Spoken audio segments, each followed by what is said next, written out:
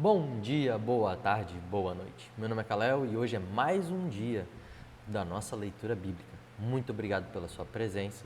Sente-se aqui comigo, pegue sua água, seu café, o seu chá e bora para a leitura de hoje. Hoje vamos ler 2 Samuel do capítulo 21 ao capítulo 24. Bora lá então? Os descendentes de Saul são mortos. Durante o reinado de Davi, houve uma grande fome que durou 3 anos seguidos. Por isso Davi consultou a Deus, o Senhor, e ele respondeu: Saul e a sua família são culpados de assassinato. Ele matou o povo de Gibeão. O povo de Gibeão não era israelitas, eles eram um pequeno grupo de amorreus que os israelitas tinham prometido proteger, mas Saul havia tentado acabar com eles por causa do interesse dele pelo bem do povo de Israel e de Judá. Então Davi chamou o povo de Gibeão e disse: O que posso fazer por vocês? Eu quero pagar pelo mal que lhes foi feito para que assim vocês abençoem o povo de Deus. Eles responderam: A nossa questão com Saul e a sua família não pode ser resolvida com ouro nem com prata. E também não queremos matar nenhum israelita. Então o que querem que eu faça por vocês? Perguntou Davi. Eles responderam: Saul quis nos destruir para que não sobrasse nenhum de nós em nenhum lugar de Israel. Entregue-nos então 7 homens descendentes dele e nós o enforcaremos diante de Deus o Senhor em Gibeá, a cidade onde nasceu Saul, o rei escolhido pelo Senhor. Eu entregarei, respondeu o rei. Mas por causa do juramento que ele e Jonatas tinham feito um ao outro, o rei não deixou que fosse morto Mefibosete, que era filho de Jonatas e neto de Saul. Porém pegou Armoni e Mefibosete, os 2 filhos de Rispa, filha de Aias, que tinha dado de Saul. Pegou também os 5 filhos de Merabe, filha de Saul, tinha dado a Adriel, filho de Berzilai, da cidade de Meolá. E Davi entregou 7 ao povo de Gibeão, e eles os enforcaram no monte diante do Senhor, e todos os 7 morreram juntos. Isso aconteceu no fim da primavera, no começo da colheita da cevada. Então Rispa, concubina de Saul, pegou um pano grosseiro, e com ele fez um abrigo sobre uma rocha, e ficou ali desde o começo da colheita até o dia em que as chuvas do outono caíram sobre os 7 corpos, e não deixou que as aves se aproximassem deles de dia nem de noite, nem os animais selvagens de noite. Quando soube o que Rispa tinha feito, Davi foi e tomou dos moradores de Jabes de Gileade os ossos de Saul e do seu filho Jonatas. Os moradores de Jabes haviam retirado os corpos da praça de Bet-Sabã, onde os filisteus os tinham pendurado no dia em que mataram Saul no monte de Boa. Davi então colocou os ossos de Saul e de Jonatas junto com os ossos dos 7 homens que haviam sido enforcados. Sepultaram os ossos de Saul e de Jonatas no túmulo de Quis, o pai de Saul, da cidade de Zelá, no território da tribo de Benjamim. Tudo que o rei mandou foi feito, e depois disso Deus respondeu às orações do povo pelo seu país. Batalhas contra os gigantes filisteus. Houve outra guerra entre os filisteus e Israel. Davi e os seus soldados foram e lutaram contra os filisteus. Durante a batalha, Davi ficou muito cansado. Um gigante chamado Isbi-Benob tinha uma lança de bronze que pesava mais ou menos 5 quilos e estava usando uma espada nova. Ele pensou que podia matar Davi, mas Abissai, cuja mãe era Zeruia, socorreu Davi, atacou os filisteus e o matou. Então os soldados de Davi fizeram a promessa de nunca mais deixar que Davi saísse com eles para a guerra. Eles disseram: O Senhor é a esperança de Israel e nós não queremos perdê-lo. Depois disso, houve outra batalha contra os filisteus na cidade de Gobe, e Sibecai, da cidade de Ruza, matou um gigante chamado Safé. Houve mais uma batalha contra os filisteus em Gobe, e Elana, filho de Jair, de Belém, matou Golias, da cidade de Gate. O cabo da lança de Golias era da grossura de um eixo de um tear de tecelão. E houve ainda outra batalha de Gate. Ali houve um gigante, descendente dos antigos gigantes, que tinha 6 dedos em cada mão e em cada pé. Ele desafiou os israelitas e Jonatas, filho de Simei, irmão de Davi, o matou. Esses 4 eram descendentes dos gigantes da cidade de Gate e foram mortos por Davi e os seus soldados. Capítulo 22. O hino de vitória de Davi, que é o Salmo 18. Esse é um hino que Davi cantou a Deus, o Senhor, quando ele o salvou de Saul e de todos os seus inimigos. O Senhor é minha rocha, minha fortaleza, o meu libertador. O meu Deus é a rocha em que me escondo, ele me protege como um escudo. Ele é meu abrigo, e com ele estou seguro. Deus é o meu salvador, ele me protege e me livra da violência. Eu clamo ao Senhor pedindo ajuda, e ele me salva dos meus inimigos. Louvem o Senhor. Estive cercado de perigos de morte e ondas de destruição rolaram sobre mim. A morte me amarrou com as suas cordas e a sepultura amarrou a sua armadilha para me pegar. No meu desespero eu clamei ao Senhor e eu pedi que Ele me ajudasse. No seu templo Ele ouviu a minha voz, Ele escutou o meu grito de socorro. Então a terra tremeu e se abalou e as bases dos montes balançaram e tremeram porque Deus estava irado. Do seu nariz saiu fumaça e da sua boca saiu brasas e fogo devorador. Ele abriu o céu e desceu com uma nuvem escura debaixo dos pés, voou nas costas de um querubim e viajou rápido nas asas do vento. Ele se cobriu de escuridão, nuvens grossas cheias de água estavam ao seu redor como um relâmpago, brasas se acenderam diante dele. Então o Senhor trovejou do céu e o Altíssimo fez ouvir a sua voz. Ele atirou suas flechas e espalhou seus inimigos, e com o clarão dos seus relâmpagos ele o fez rugir.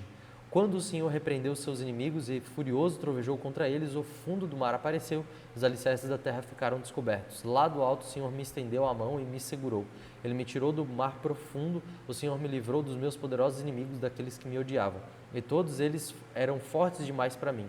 Quando eu estava em dificuldade, eles me atacaram, porém o Senhor Deus me protegeu. Me livrou do perigo e me salvou porque me ama. O Senhor me recompensa porque sou honesto, Ele me abençoa porque sou inocente.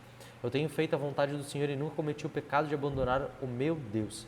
Eu tenho cumprido todas as suas leis e não tenho desobedecido aos seus mandamentos.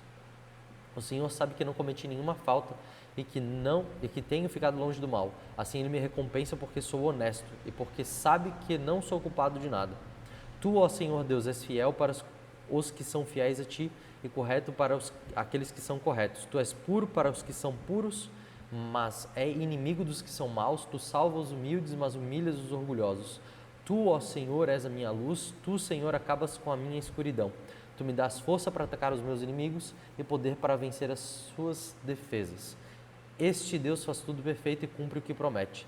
Ele é como um escudo para os que procuram sua proteção. O Senhor é o único Deus, somente Deus é a nossa rocha. Ele é o meu forte refúgio e me protege aonde quer que eu vá. Ele não me deixa tropeçar e me põe a salvo nas montanhas. Ele me treina para a batalha para que eu possa usar os arcos mais fortes. Tu, ó Senhor, me deste o escudo que salva a minha vida. O teu cuidado me tem feito prosperar. Tu não tens me deixado que os meus inimigos me peguem e eu não caí nenhuma vez. Persegui esses inimigos e acabo com eles e não paro até vencê-los. Eu os esmago e eles não podem se levantar. Eles caem derrotados aos meus pés. Tu me dá forças para a batalha e fazes com que derrote os meus inimigos. Tu os fazes fugir de mim. Eu os destruo os que me odeiam. Eles procuram socorro, mas não há ninguém para salvá-los. Clamam ao Senhor, mas Ele não responde. Eu os esmago e eles viram pó. Eu os fiz como se fossem a lama das ruas. Tu me livras da revolução do meio do povo e me colocas como rei das nações. Povos que não conheciam são agora meus escravos, estrangeiros se curvam diante de mim. E me obedecem quando dou ordens. Eles perdem a coragem e saem tremendo das suas fortalezas. O Senhor Deus vive, louvem aquele que é minha rocha, anuncia a grandeza do poderoso Deus que salva a minha vida. Ele me vinga dos meus inimigos, põe os povos debaixo do meu poder e me livra dos meus adversários. Tu, ó Senhor, fazes com que eu vença os meus inimigos e me protejas dos homens violentos. Por isso eu te louvo entre os pagãos, a ti eu canto hinos de louvor. Deus dá grandes vitórias ao seu rei e mostra o seu amor àquele a quem ele escolheu, a Davi e os seus descendentes para sempre. Olha só que coisa maravilhosa a gente está vendo aqui no Salmo, nessa composição de vários salmos que a gente está vendo aqui, né? Davi, quando ele vai estar orando e quando ele vai estar escrevendo, principalmente os salmos, a gente está vendo isso numa porção de um livro histórico, de um livro narrativo, mas dentro dos livros históricos, como a gente já viu em Números, em Êxodo, em Levítico, existem também cânticos, e esses cânticos, na verdade, são os salmos. Salmos, ele é a composição de várias orações cantadas do povo judeu. Então, nesse ir e vir da história, vai aparecer um ou outro salmo nos livros históricos. Mas como é que as pessoas salmodiavam? Como é que elas criavam salmos? Isso vinha da própria cabeça delas? Claro que não. Elas simplesmente tinham um espírito sobre elas e elas começavam a escrever de coisas que elas não entendiam? Também não era assim. Na verdade, o que elas faziam? Elas pegavam o Decálogo, ou seja, os 10 mandamentos, e a Torá, que são o Pentateuco, os 5 primeiros livros, e com base na revelação que Moisés deu para elas, elas desenvolviam os salmos. Se a gente voltar um pouquinho, a gente vai ver ali que Davi vai estar falando que ele secou o mar, ele abriu e mostrou os fundamentos da terra. Isso faz referência a quando o povo no Êxodo estava passando por meio do quê? das águas, que se foram abertas sobrenaturalmente. A gente vai ver, na verdade, que a forma que a composição dos salmos é escrita é justamente o quê? É se pegado a revelação do Pentateuco, ou a revelação dos profetas, e é se entoado cânticos com base nelas, e não simplesmente com base na sua própria mente. Claro, na medida que eles vão estar adorando ao Senhor, essa adoração vai conduzir a uma ampliação da revelação. E isso dentro da conjuntura bíblica do Antigo Testamento até do Novo Testamento faz parte. Para nós hoje, não, porque a Escritura já foi finalizada. Mas é muito precioso a gente ver aqui, porque dessa mesma forma a gente pode fazer como Davi. A gente pode orar como Davi. Como que a gente pode orar como Davi? É só simplesmente entender a porção da revelação e aplicar isso para a nossa vida. Eu posso orar Salmos 23, não necessariamente repetindo o Salmo 23 como se fosse uma reza, mas eu posso pegar aquilo que está revelado em Salmos 23 e aplicar para a minha própria vida, e aplicar para aquilo que Deus está revelando para mim no momento que eu estou vivendo. E isso é lindo, porque a gente vai estar colocando a Bíblia para dentro de nós, e não simplesmente só lendo ela. E essa é a grande diferença que tem Davi como um compositor de salmos. Ele aplicava a palavra para si mesmo e através da sua própria vida ele cantava a palavra. E isso é uma das coisas que a gente vai ver como um dos legados de Davi. Não somente o livro de Salmos, mas essa é uma das porções muito belas que Davi vai estar dando para a gente aqui no livro de 2 Samuel. Continuando aqui. Capítulo 23, as últimas palavras de Davi. São essas as últimas palavras de Davi, filho de Jessé. Foi o homem que Deus tornou importante, que o Deus de Jacó escolheu para ser rei e que compôs as belas canções de Israel, como a gente acabou de falar. Davi disse: o Espírito do Senhor fala por meio de mim, e a sua mensagem está nos meus lábios. O Deus de Israel falou, o protetor de Israel me disse. O rei que governa com justiça, que governa respeitando a vontade de Deus, é como o nascer do sol numa madrugada sem nuvens, como o sol que faz a grama brilhar depois da chuva. É assim que Deus abençoará os meus descendentes, pois Ele fez uma aliança eterna comigo, uma aliança bem certa e segura. Isso é tudo o que eu quero, será essa a minha vitória. Eu sei que Deus fará isso, mas os pagãos são como os espinhos jogados fora, ninguém se atreve a pegá-los com as mãos. Para isso é preciso uma ferramenta de ferro e de madeira. Eles serão totalmente queimados. Os soldados famosos de Davi. São esses os nomes dos soldados famosos de Davi. Josebe-Basebete de Taquimone, que era líder do grupo chamado Os Três. Com sua lança ele lutou contra 800 homens e matou todos numa batalha. Eleazar, filho de Dodô e neto de Aoi, era um dos famosos Três. Uma vez ele e Davi desafiaram os filisteus que se haviam reunido para a batalha. Os israelitas se retiraram, mas Eliezer ficou e lutou contra os filisteus, até que teve uma cãibra tão forte na mão que não podia largar a espada. O Senhor Deus conseguiu uma vitória nesse dia através dele. Depois que a batalha terminou, os israelitas voltaram até o lugar onde Eliezer estava para tirar a armadura dos mortos. Em seguida vinha Samá, filho de Agé, o Hararita. Os filisteus se ajuntaram contra Lei, onde havia uma plantação de ervilhas. Os israelitas fugiram dos filisteus, porém Samá ficou na plantação, defendeu e matou os filisteus. Nesse dia o Senhor conseguiu uma grande vitória. Perto do começo do tempo da colheita, 3 do grupo chamado Os 30 desceram até a caverna de Adulão, onde Davi estava. Enquanto um bando de filisteus acampava no Vale dos Gigantes, nessa época Davi se encontrava na fortaleza e um grupo de filisteus estava na cidade de Belém. Então Davi teve uma vontade e disse: como eu gostaria que alguém me trouxesse um pouco de água do poço que fica perto do portão de Belém.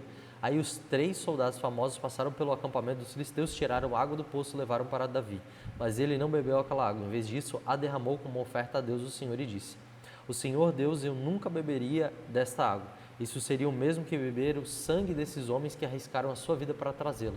E assim ele não tomou daquela água. Foram essas as coisas que os famosos 3 fizeram. Abisai, irmão de Joabe, a mãe deles era Zeruia, era o líder do famoso 30. Com a sua lança ele lutou contra 300 homens e os matou. Ficou famoso entre os 30. Abisai era o mais famoso dos 30 e se tornou o líder do grupo, mas ele não era tão famoso quanto os 3. Benaía, filho de Joiada, da cidade de Cabzel, foi um soldado famoso e praticou muitos atos de coragem. Ele matou 2 grandes guerreiros moabitas. Em um dia de neve, desceu numa cova e matou um leão. Ele matou também um egípcio, um homem enorme que estava armado com uma lança. Benaías atacou o egípcio com o seu bastão, arrancou a lança da mão dele e matou com ela. Foram essas as coisas que Benaías fez. Ele tinha uma posição de destaque entre os 30, mas também não foi tão famoso quanto os 3. Davi o colocou como chefe da sua guarda pessoal. Entre os 30 estava Azael, irmão de Joabe, Elenã, filho de Dodô, de Belém, Sama e Eliqui, da cidade de Harod, Elis de Pelete, Ira, filho de Iques, de Tecoa, Abiezer, filho de Anatote, Mebunai, de Ruzá, Salmão, o Aioita, Marai e Elebe, filho de Baná, da cidade de Netofá, Itai, filho de Ribai, de Gibeá, no território da tribo de Benjamim, Benaías, de Piratom, Ridaí, dos vales de Gás, Abi-Albon, de Arabá, Asmavete, de Baurim, Elibá, de Salbom, os filhos de Jazon, Jonatas, os Araritas, Samã e Aiã, filho de Sarar, Elifelete, filho de Acasbai, de Maca, Eliã, filho de Aitofel, de Giló, Erzo, de Carmelo, Parai, de Arabe, Igá, filho de Natã, de Zoba, Bani, do território de Gade, Zeleque, de Almon, Zaari, de Beerote, que carregava as armas de Joabe, cuja mãe era Zeruia, Irã, Garebe, de Jatir e Urias, o Eteu. Houve 37 soldados famosos ao todo. Capítulo 24. Davi manda contar o povo. Em outra ocasião, o Senhor ficou muito irado com o povo de Israel e levou Davi a prejudicá-los. Deus disse a Davi: vai e faça a contagem do povo de Israel e de Judá. Então Davi e Joabe, o comandante do seu exército, seguiram a seguinte ordem: vá com seus oficiais por todas as tribos de Israel, do norte ao sul do país, e faça a contagem do povo. Eu quero saber quantos somos. Mas Joabe respondeu ao rei: que o Senhor, o nosso Deus, faça o povo de Israel 100 vezes mais numeroso do que é agora, e que o Senhor viva para vê-lo fazer isso. Mas por que o Senhor quer fazer essa contagem? Porém, o rei fez com que Joabe e os seus oficiais obedecessem sua ordem. Então eles saíram da presença de Davi e partiram para contar o povo de Israel. Atravessaram o rio Jordão e acamparam ao sul de Arroera, a cidade do vale, no território de Gade. Dali foram para o norte até a cidade de Jazé, continuaram até Gileade e chegaram até Cádiz, terra dos heteus. Então foram a Dan e de Dan vieram a oeste para Sidom. Depois foram para o sul, para a cidade de Tiro, que era cercada de muralhas, e daí foram a todas as cidades dos heveus e dos cananeus e finalmente até Berseba, na parte sul de Judá. E assim, depois de 9 meses e 20 dias, voltaram a Jerusalém, tendo viajado pelo país inteiro. Eles informaram ao rei que o total dos homens capazes para o serviço militar era o seguinte: 800 mil em Israel e 500 mil em Judá. Mas depois que Davi fez a contagem, a sua consciência começou a doer e ele disse: ó Senhor Deus, eu cometi um pecado terrível ao mandar contar o povo. Por favor, perdoa-me, o que eu fiz foi loucura. Então o Senhor disse ao profeta Gade, o vidente de Davi: vai e diga a Davi que eu dou a ele o direito de escolher uma dessas 3 coisas. Aquilo que ele escolher eu farei. Na manhã seguinte, depois que Davi já se havia levantado, Gade foi falar com ele, contou o que Deus tinha dito e perguntou: o que o Senhor prefere? 3 anos de fome na sua terra, 3 meses fugindo dos seus inimigos, ou 3 dias de peste na sua terra? Resolva agora e me diga para que eu responda ao Senhor Deus. Davi respondeu: estou desesperado, porém não quero ser castigado pelos homens. Que seja o Senhor Deus que me castigue, pois ele tem pena de nós. Então o Senhor mandou que uma peste caísse sobre o povo de Israel desde a manhã até a hora que ele havia marcado. Do norte ao sul do país morreram 70 mil israelitas. Quando o anjo do Senhor já ia destruir Jerusalém, o Senhor resolveu não castigar mais o povo e disse ao anjo que estava matando: pare, já chega. O anjo do Senhor estava perto do terreiro de malhar cereais que pertencia a Araúna, o Jebuseu. Davi viu o anjo que estava matando o povo e disse a Deus o Senhor: sou eu que sou o culpado, fui eu que errei, o que foi que essa pobre gente fez? Eu e a minha família que deveríamos ser castigados por ti. Naquele mesmo dia, Gade foi e disse a Davi: suba até o terreiro de malhar cereais que pertence a Araúna e construa lá um altar para Deus. Davi obedeceu a ordem de Deus, o Senhor, e foi como Gade lhe havia dito. Araúna olhou para baixo e viu que o rei e os seus oficiais vinham falar com ele. Então se ajoelhou e encostou o rosto no chão em frente de Davi e perguntou: Senhor, por que veio? Davi respondeu: eu vim para comprar esse terreiro e construir nele um altar para Deus, o Senhor, a fim de que a peste acabe. Então Araúna disse: Senhor, pegue tudo o que quiser e ofereça a Deus. Aqui estão os bois para serem queimados como oferta no altar e aqui as cangas deles. E também as tábuas de debulhar cereais para serem usados como lenha. Araúna deu tudo isso ao rei Davi e disse: que o Senhor, seu Deus, aceite sua oferta. Mas o rei respondeu: obrigado, não aceito. Eu vou pagar por tudo isso. Não vou oferecer ao Senhor, meu Deus, sacrifícios que não me custaram nada. Então Davi comprou o terreiro de malhar cereais e os bois por 50 barras de prata. Ele construiu ali um altar para Deus, o Senhor, e apresentou ofertas que foram completamente queimadas e ofertas de paz. O Senhor respondeu à oração dele e a peste acabou em Israel. Que momento maravilhoso! O final do livro de 2 Samuel revela para nós aquilo que a gente vai ver nos próximos livros, que é o lugar aonde vai ser construído o templo do Senhor. É exatamente nesse lugar que eles entendem que é ali que a presença de Deus quer se manifestar, e é ali que ele vai ser construído através da vida de Salomão, o templo do Senhor. Toda essa porção que a gente teve do livro de 1 e 2 Samuel culmina numa história incrível, a história de Davi e a história de uma promessa de um rei que vai vir e vai governar para sempre. A gente viu que Davi é um homem que morreu, Salomão, seu filho, também morreu, mas o Messias é aquele que vai verdadeiramente se assentar na cadeira de Davi e o seu governo jamais terá fim. Nós sabemos quem é esse Messias. Ele veio, mas ele um dia retornará para nós, para governar com um cetro de ferro todas as nações da terra. Muito obrigado por ter ficado até aqui. Que Deus te abençoe e eu te encontro aqui amanhã para a gente continuar a nossa leitura. Até logo.